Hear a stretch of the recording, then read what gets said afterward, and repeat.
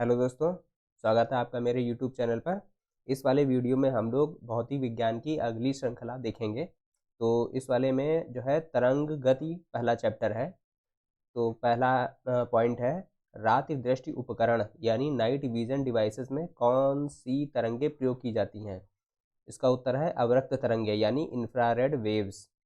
दृश्य प्रकाश यानी visible light की तरंगदैर्घ्य कितनी होती है। इसकी जो रेंज है यह परास है, यह है 390 से 750 नैनोमीटर। 390 से 750 नैनोमीटर। आंतों से संबंधित रोगों के निदान में कौन सी किरणें प्रयोग की जाती हैं। एक्स रेज प्रयोग की जाती है। कीड़ों तथा क्षति पहुंचाने वाले जीवों को घरों से दूर भगाने के लिए किस तरंग का प्रयोग किया जाता है। अल्ट्रासोनिक तरंगे। समीप आती हुई रेलगाड़ी की सीटी की आवृत्ति या तीक्ष्णता बढ़ती जाती है, ऐसा किस कारण होता है। डापलर प्रभाव के कारण। क्रिस्टल की संरचना ज्ञात करने के लिए किन तरंगों का प्रयोग किया जाता है। एक्स किरणों का। अब देखिए इसमें जो है जो विद्युत चुंबकीय तरंगे और उनके खोजकर्ता दिए गए हैं। अब इसमें देखिए पहला है गामा रेज। गामा इसकी खोज की थी हेनरी बैकुरल ने। एक्स किरणों की खोज की थी WC रॉन्टेजन ने। पराबैंगनी किरणों की खोज की थी जोहान रिटर ने। दृश्य किरणों की खोज की थी न्यूटन ने। अवरक्त विकिरण की खोज की थी विलियम हर्शेल ने। और लघु रेडियो तरंगों की खोज की थी हेनरिक हर्ट्ज ने। दीर्घ रेडियो तरंगों की खोज की थी मार्कोनी ने।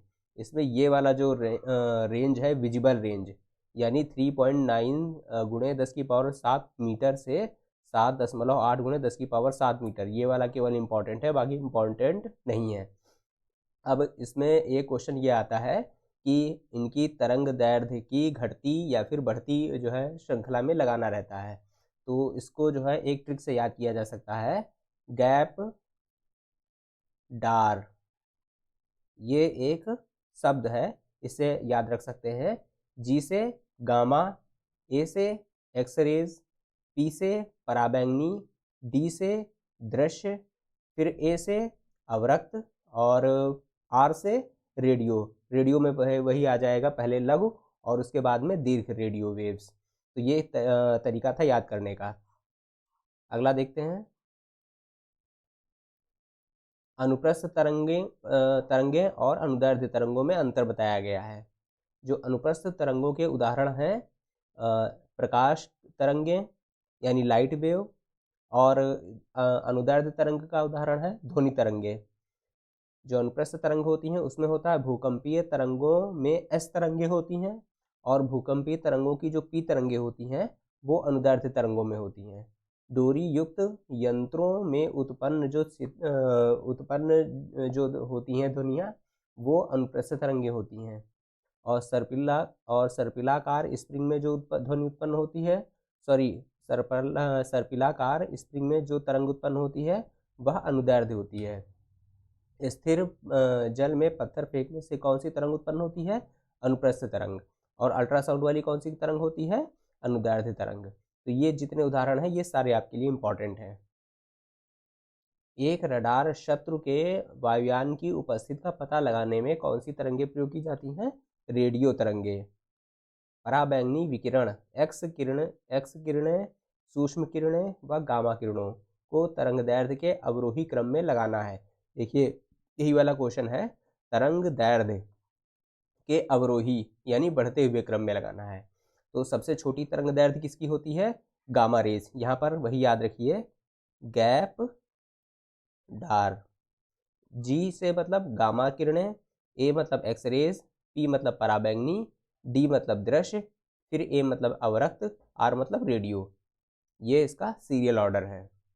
हाँ, यहाँ पर देखिए कहा गया है तरंग दैर्घ्य, अगर जो आवृत्ति पूछेगा आवृत्ति तो ये जो है जस्ट इसका उल्टा हो जाएगा, क्योंकि आपको पता है कि आवृत्ति बराबर 1/, तरंग दैर्घ्य होता है। तरंग दैर्घ्य ये होता है, इसीलिए जो है तरंग दैर्घ्य जस्ट इसका उल्टा हो जाएगा। अब देखिए इसमें हाँ प्रयोग कुछ बताए गए हैं, जैसे कि ये वाला जो है ये गामा रेज का है।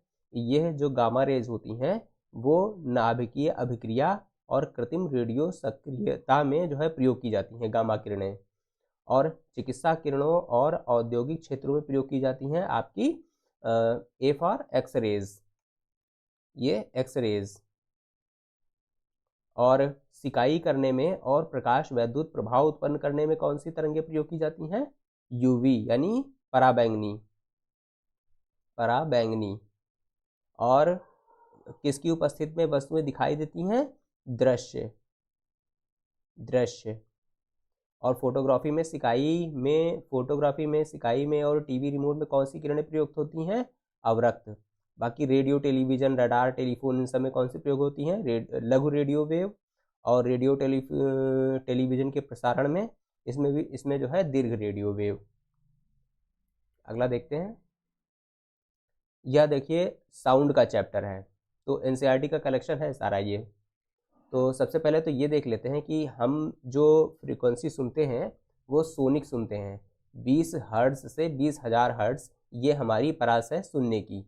इससे 20 हर्ट्ज से कम या 20,000 हर्ट्ज से ज़्यादा फ्रीक्वेंसी की जो तरंगें होती हैं वो हम नहीं सुन पाते हैं। और इंफ्रासोनिक क्या होती है?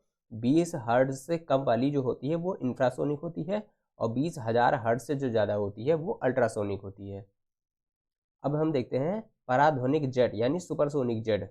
जेट से वायुमंडल की किस परत को क्षति पहुंचती है? ओजोन परत को क्षति पहुंचती है। ओजोन परत जो होती है वो पृथ्वी की सतह से लगभग 35 किलोमीटर की ऊंचाई पर स्थित होती है। इसे मापने हेतु डेसिबल इकाई का प्रयोग किया जाता है। डेसिबल जो होता है वो जो है ध्वनि की तीव्रता को मापने के लिए प्रयोग किया जाता है। ध्वनि के स्रोत व परावर्तित सतह के मध्य न्यूनतम दूरी कितनी होनी चाहिए जिससे कि प्रतिध्वनि स्पष्ट रूप से सुनाई दे सके? ये होती है दूरी 16.5 मीटर। वायु में ध्वनि का वेग कितना होता है? वायु में ध्वनि का वेग 343 मीटर प्रति सेकंड होता है। सिनेमा घरों, बड़े सभागारों आदि में ध्वनि स्रोत बंद होने के कुछ देर बाद ध्वनि सुनाई देती रहती है।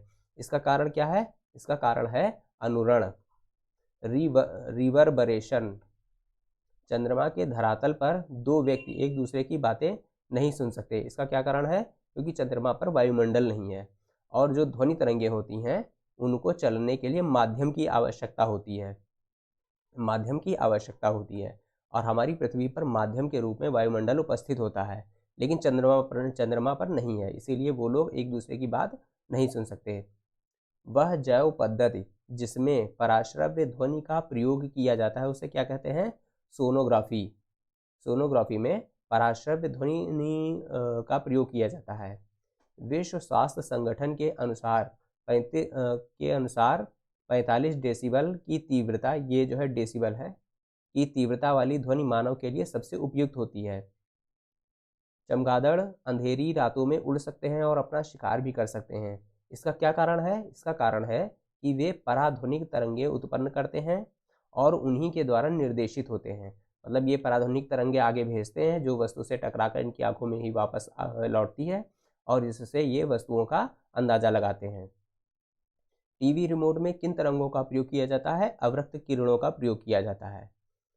ये देखिए चार्ट इंपॉर्टेंट है क्योंकि इससे संबंधित जो है क्वेश्चन खूब आते हैं। खासतौर से जो है जो पीसीएस की जो मेन जो परीक्षा होती है उसके अलावा जो परीक्षाएं होती हैं उसमें पूछे जाते हैं, और बिहार में तो अक्सर ही आता है। तो साधारण बातचीत की जो रहती है तीव्रता वह रहती है 30 से 40 डेसिबल। तेज बातचीत की 50 से 60 डेसिबल। तेज संगीत या शोर की तीव्रता रहती है 80 डेसिबल। पेड़ के पत्तों की सरसराहट रहती है 10 से 20 डेसिबल। सायरन जो होता है वो पुलिस या एम्बुलेंस का, उसकी तीव्रता रहती है 110 से 120 डेसिबल। और जेट विमान की जो तीव्रता रहती है वह रहती है 140 से 150 डेसिबल। औद्योगिक यंत्र संयंत्र या कारखाने की जो आवाज़ रहती है वह 100 से 120 डेसिबल रहती है। अब यहाँ पर 5 या 6 कुछ आगे पीछे हो जाए तो उससे बहुत ज़्यादा फर्क नहीं पड़ना है। बस ये जो याद करने वाली चीज़ है वो जेट विमान ये वाला पूछा गया है, और जो ये है औद्योगिक सायरन ये देखिए लगभग बराबर है, सायरन और औद्योगिक संयंत्र। तो ये जो है दो ज़्यादा पूछे गए हैं। अब हम देखते हैं अगला वाला। देखिए टेलीविजन ग्राही के दूरस्थ नियंत्रण में कौन सी विद्युत चुम्बकीय विकिरण का प्रयोग किया जाता है। दूरस्थ नियंत्रण का मतलब यही है कि जो रिमोट, दूरस्थ नियंत्रण का मतलब है रिमोट, यानी टेलीविज़न को चलाने के लिए जो रिमोट हम लोग प्रयोग करते हैं उसमें कौन सी तरंग होती है, अवरक्त किरण। जब सितार और बांसुरी पर एक ही स्वर बजाया जाता है तो उनसे उत्पन्न ध्वनि का भेद ध्वनि की गुणता के कारण जो है उसको अलग अलग समझा जा सकता है। भले फ्रीक्वेंसी उसकी बराबर हो, यानी आवृत्ति बराबर हो दोनों ध्वनियों की, लेकिन उसका जो गुणता वाला तत्व रहता है वो अलग रहता है। इसीलिए हम उसको पहचान सकते हैं कि कौन जो है सितार की आवाज़ है और कौन सी बांसुरी की आवाज़ है। जल, लोहा व नाइट्रोजन में ध्वनि के वेगों का अवरोही क्रम क्या होगा। तो सबसे ज़्यादा जो ध्वनि की चाल रहती है वह ठोस में रहती है। तो ठोस यानी लोहा में सबसे ज़्यादा, देखिए ज़्यादा वाला निशान लगा है, और उसके बाद जो है द्रव में होती है, फिर द्रव, और उसके बाद गैस में रहती है गैस, नाइट्रोजन क्या हो जाएगी, गैस। तो ये इसका क्रम हो जाएगा। ध्वनि की चाल ठोस माध्यम में सर्वाधिक होती है, द्रव माध्यम में उससे कम होती है और गैसीय माध्यम में सबसे कम होती है। तापमान का ध्वनि के वेग पर क्या प्रभाव पड़ता है। तापमान अगर जो घट जाता है तो ध्वनि का वेग भी घट जाता है। अगर जो तापमान बढ़ जाएगा तो ध्वनि का वेग भी बढ़ जाएगा। ध्वनि किस माध्यम से होकर नहीं गुजर सकती है, निर्वात से होकर नहीं गुजर सकती है। इसीलिए चंद्रमा पर दो व्यक्ति जो है आपस में बातचीत नहीं कर सकते, क्योंकि वहाँ पर निर्वात है। ध्वनि तरंगे ठोस तथा गैस दोनों माध्यमों में गमन कर सकती हैं तथा धातु में ध्वनि का वेग सबसे अधिक होता है, ये याद रखना है। स्टेथोस्कोप किस सिद्धांत पर कार्य करता है, ध्वनि के परावर्तन पर कार्य करता है, ध्वनि के परावर्तन पर। स्कॉस्टिक्स में किसका अध्ययन किया जाता है, ध्वनि का जो है अध्ययन किया जाता है। ध्वनि तरंगों में कौन सी घटना घटित नहीं होती है, इसमें ध्रुवण की घटना घटित नहीं होती है। ध्रुवण क्या होता है, ध्रुवण होता है कि जैसे कि जो प्रकाश होता है, प्रकाश की तरंगें होती हैं, वो कई दिशाओं में जो है इसमें कंपन करती रहती हैं। तो ध्रुवण में क्या होता है कि एक प्लेट इस तरह लगाई जाती है जिसमें जो है कुछ ऐसी पैरेलल जो लाइंस होती हैं वो जो है बाकी सारे डायरेक्शंस जो होती हैं इनको जो है रोक देती हैं, केवल एक जो डायमेंशन रहता है इसकी जो है तरंगों को पास करती हैं। तो ये वाला प्रकाश जो होता है वो ध्रुवित प्रकाश होता है। तो ये वाली जो घटना होती है ये जो है ध्वनि में नहीं होती, केवल प्रकाश में होती है। ध्वनि का तारत्व या पिच किस पर निर्भर करता है, आवृत्ति पर निर्भर करता है। ध्वनि का तारत्व आवृत्ति पर निर्भर करता है। प्रतिध्वनि या इको का कारण क्या होता है, ध्वनि तरंगों का परावर्तन। और प्रतिध्वनि सुनने के लिए जो है कम से कम 16.5 मीटर की दूरी होनी चाहिए स्रोत की, यानी जो बोल रहा है, और जो परावर्तक वाली जो दीवार या फिर कुछ भी है उसकी। पराश्रव्य तरंगों की आवृत्ति लगभग कितनी होती है, 20,000 हर्ट्ज से अधिक होती है पराश्रव्य तरंगों की। मानव द्वारा दृश्य तरंगों की आवृत्ति कितनी होती है, मानव द्वारा श्रव्य तरंगों की आवृत्ति 20 हर्ट्ज से 20,000 हर्ट्ज होती है।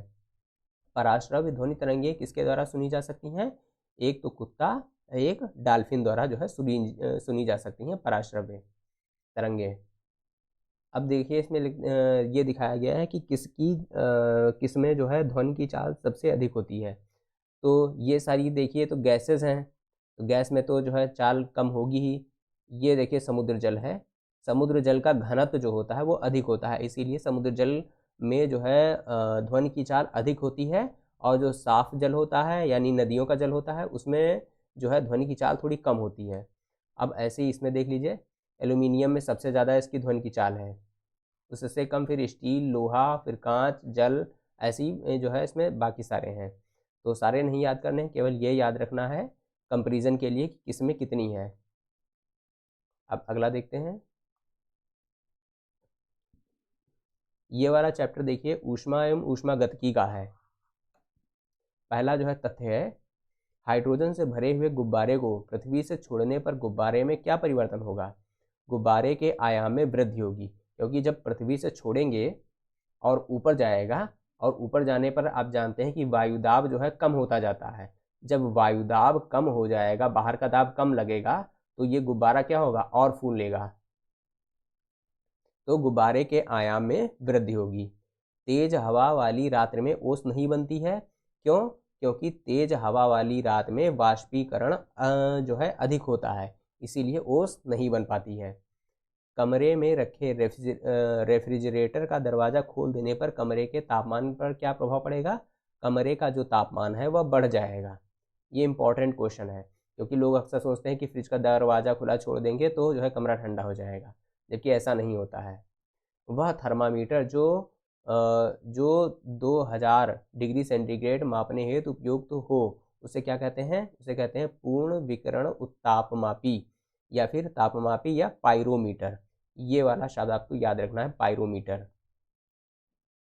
अब तापमान तापमान और जो ये मेज़रमेंट यूनिट है वो दिया गया है।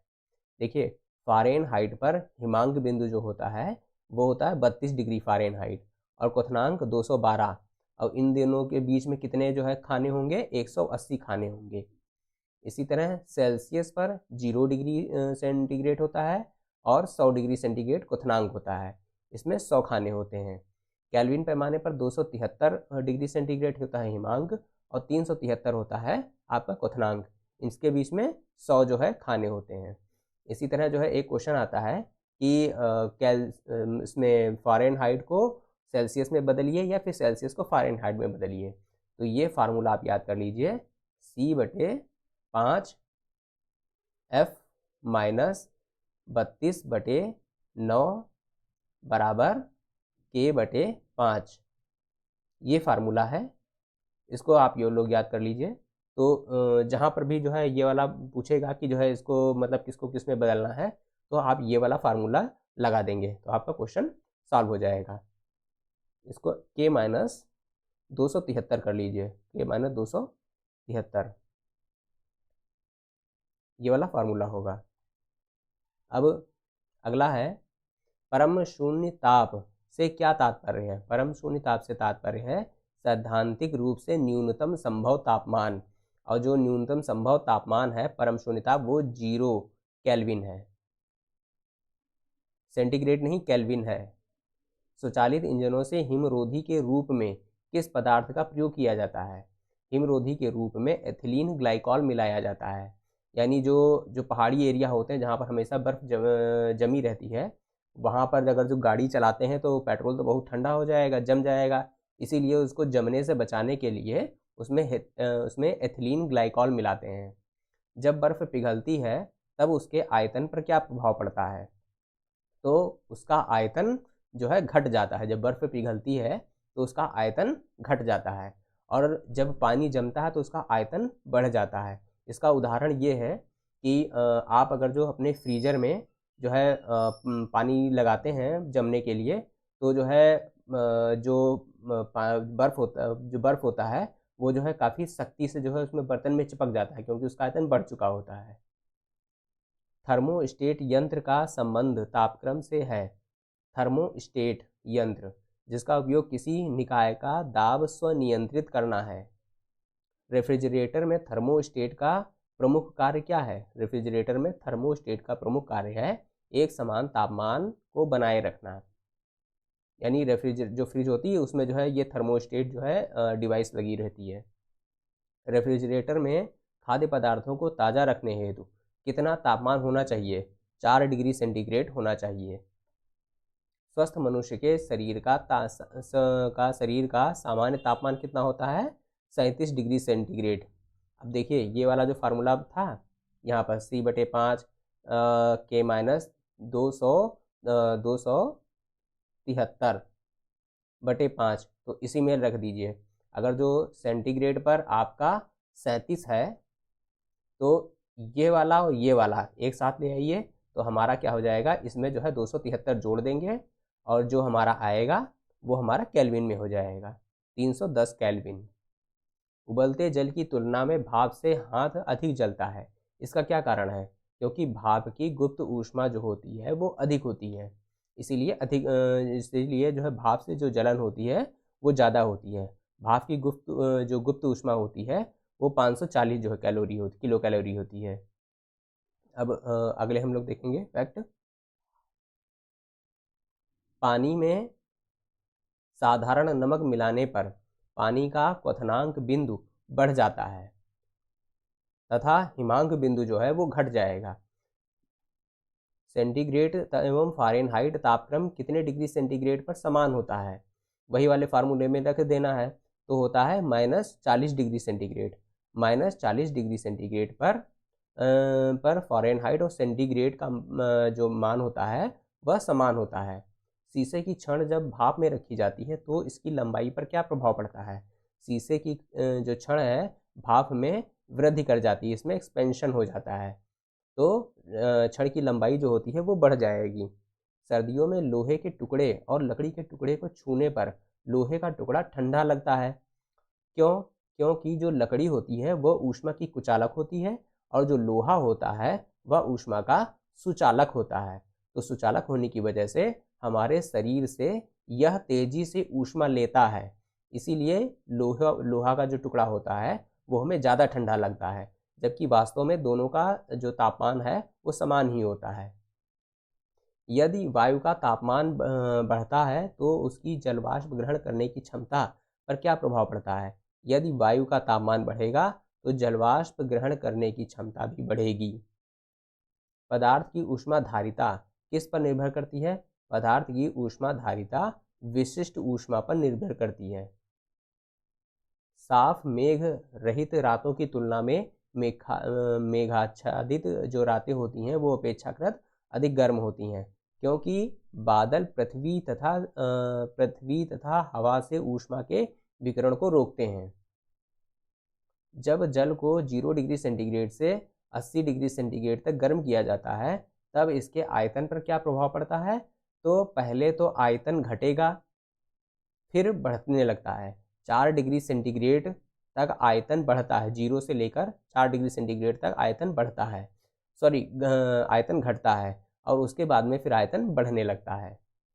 दाब बढ़ने पर जल के क्वथनांक पर क्या प्रभाव पड़ता है? अगर जो दाब बढ़ जाएगा तो जल का क्वथनांक भी बढ़ जाएगा।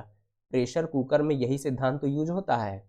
वहाँ पर जो है एकदम चारों तरफ से सील पैक कर देते हैं, बंद कर देते हैं, तो इसीलिए अंदर का दाब जो है बढ़ जाता है, तो क्वथनांक जो है वो भी बढ़ जाएगा, तो इसीलिए पानी का तापमान 100 डिग्री सेंटीग्रेड से ज़्यादा हो जाता है, तो सब्जी जो इसमें होती है वो जल्दी पक जाती है।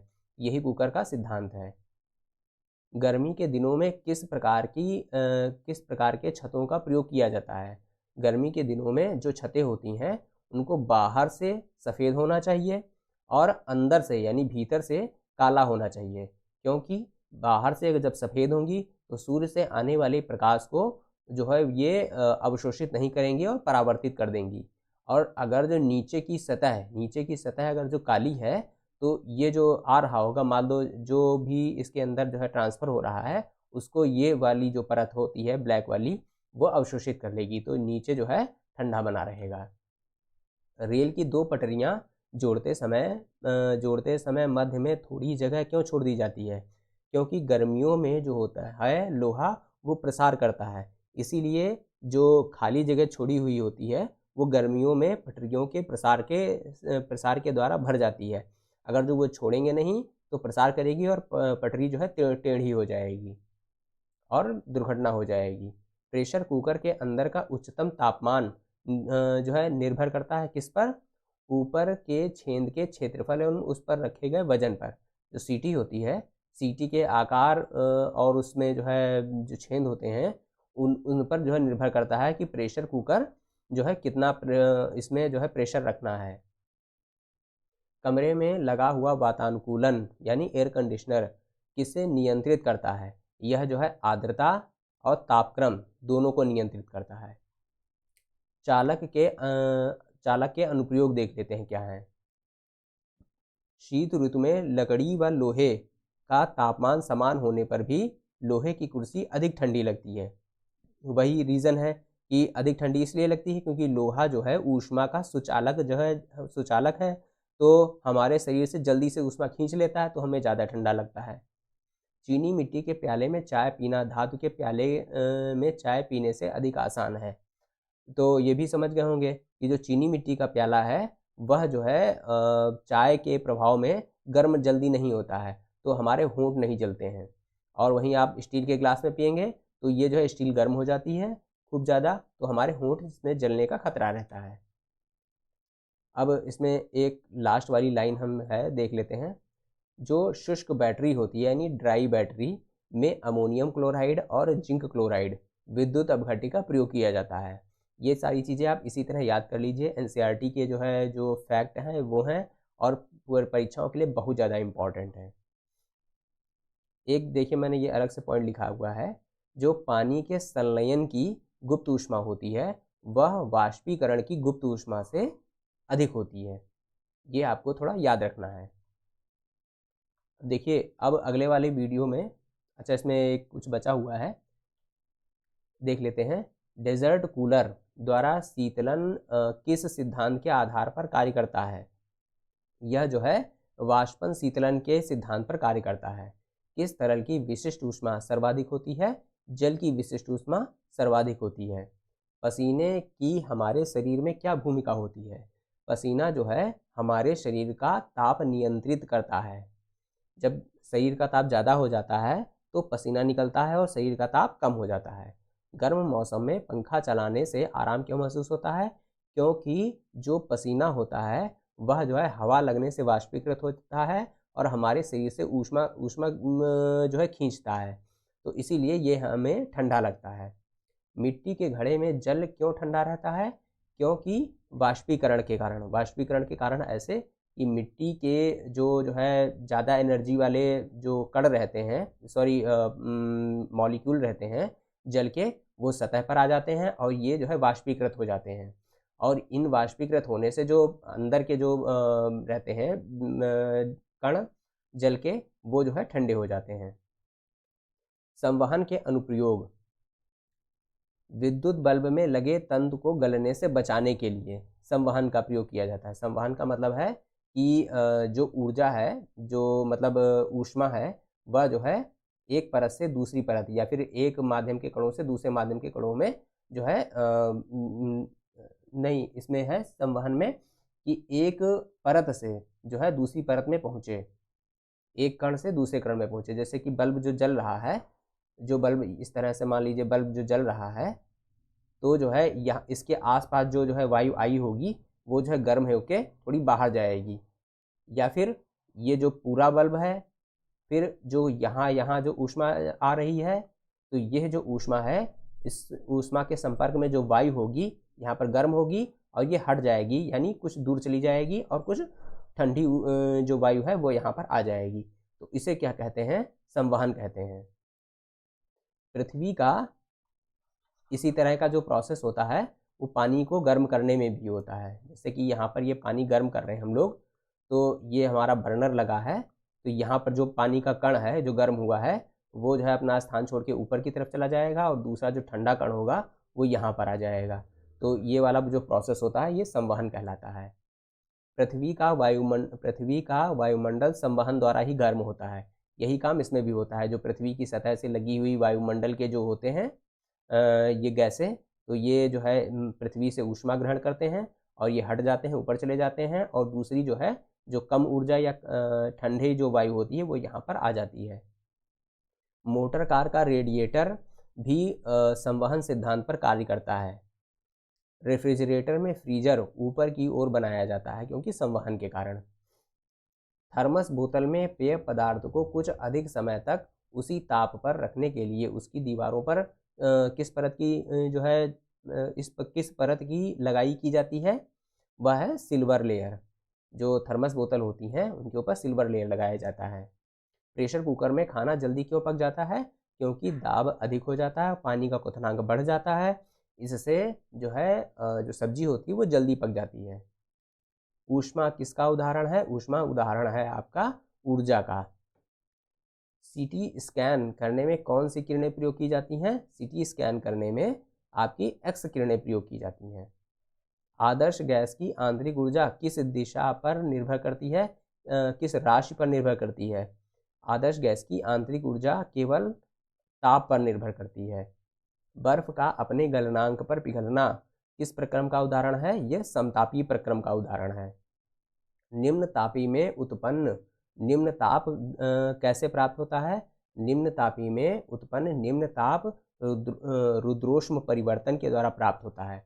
रुद्रोष्म परिवर्तन होता है कि किसी निकाय की जो ऊष्मा है वह जो है स्थिर बनी रहे, लेकिन इस निकाय का आयतन प्रसारित कर दिया जाए।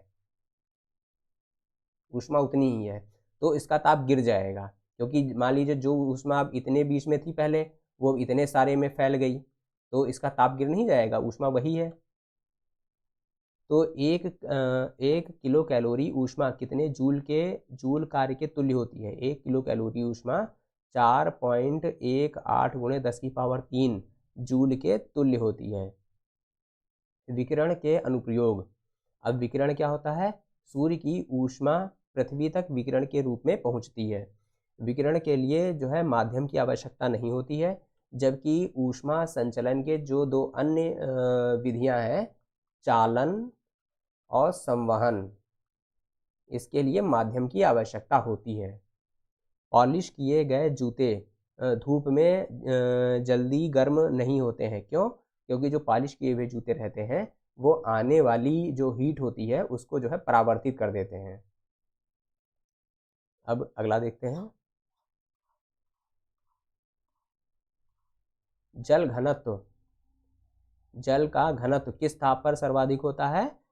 ये होता है, ये प्लस है, ये होता है 4 डिग्री सेंटीग्रेड पर जल का घनत्व सबसे ज़्यादा होता है।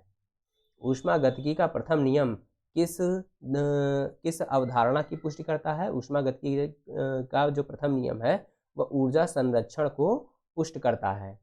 जब किसी कांच की बोतल में पानी भरा जाता है और उसे बंद करके जमने दिया जाता है तो बोतल टूट जाती है। क्यों? क्योंकि पानी जमने पर फैलता है। पानी जमने पर फैलेगा, फैलने के लिए उसको कुछ जो है स्थान चाहिए, और कांच की बोतल को इसीलिए वो तोड़ देगा, क्योंकि कांच की बोतल वो स्थान दे नहीं सकती। अब वहीं पर अगर जो प्लास्टिक की बोतल हो तो जो है थोड़ी प्लास्टिक की बोतल फैल जाएगी, लेकिन बर्फ़ जम जाएगी उसमें। ऊंचाई बढ़ने के साथ साथ जल का क्वथनांक क्यों घट जाता है?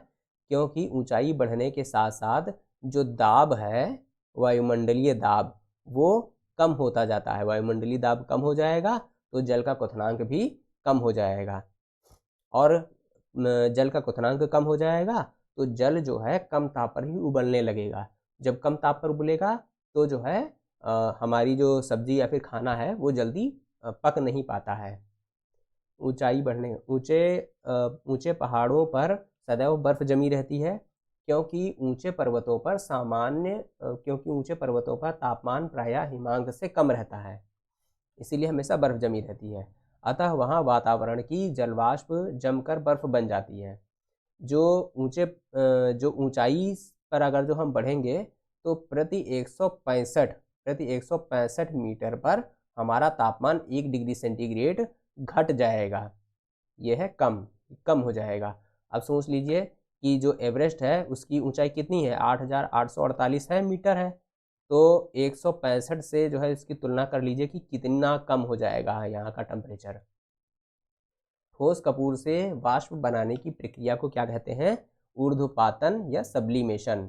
जो ठोस बिना जो है द्रव में परिवर्तित हुए सीधे वाष्पीकृत हो जाते हैं उसे जो है ऊर्ध्वपातन कहते हैं। ऊष्मा किस प्रक्रिया द्वारा तीव्र गति से स्थानांतरित होती है? विकिरण के द्वारा तीव्र गति से स्थानांतरित होती है।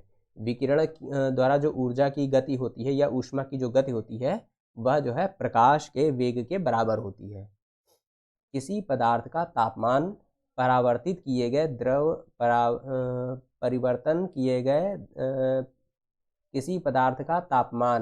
परिवर्तन किए बिना द्रव से गैस में परिवर्तन करने के लिए आवश्यक ऊष्मा को क्या कहते हैं? वाष्पन की गुप्त ऊष्मा कहते हैं। एक कृष्णिका या ब्लैक बॉडी किसे उत्सर्जित करता है? सभी तरंगदैर्ध्य का विकिरण उत्सर्जित करता है। आदर्श कृष्णिका बेसिकली वो होता है कि मतलब एक ऐसी जो है चीज़ जो एकदम जो है काली हो, तो उसे आदर्श कृष्णिका या ब्लैक बॉडी बोलते हैं। तो ये जो है, जो ब्लैक बॉडी होती हैं वो ऊष्मा के सबसे अच्छे अवशोषक और सबसे अच्छे उत्सर्जक होते हैं। एथिल एल्कोहल किस ताप पर जमता है? एथिल एल्कोहल -114 डिग्री सेंटीग्रेड पर जमता है। ये माइनस है, -114 डिग्री सेंटीग्रेड पर जमता है। तारों के अंदर ऊर्जा उत्पादन के लिए कौन सी अभिक्रिया होती है? तारों के अंदर जो है ताप नाभिकीय क्रियाएं होती हैं, ताप नाभिकीय क्रियाएं। और इसको अगर जो थोड़ा देखेंगे तो हो जाएगा नाभिकीय संलयन।